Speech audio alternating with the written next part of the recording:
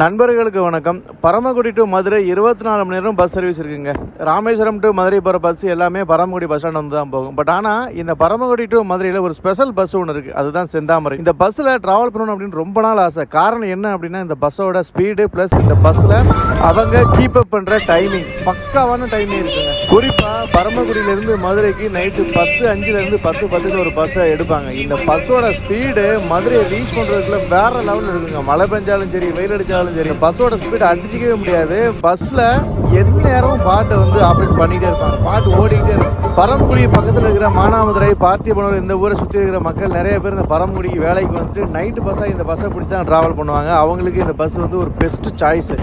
பஸ்ஸில் சீட்டுகள் அங்கங்கே கிழிஞ்சிருக்கும். நிறைய பேர் காலை தூக்கி கம்பி மேலே வச்சுருப்பாங்க. ஒரு சில பேர் குடிபோதையில் பஸ்ஸில் படுத்து உருளுவாங்க. எல்லாருக்கும் இந்த பஸ் எல்லா விதமான அனுமதியும் கொடுத்துருக்கு. நண்பர்கள் யாராவது பரமக்குடி டு மதுரை இந்த பஸ்ஸில் ட்ராவல் பண்ணிங்க அப்படின்னா மறக்காமல் கமெண்ட்டில் சொல்லுங்கள்.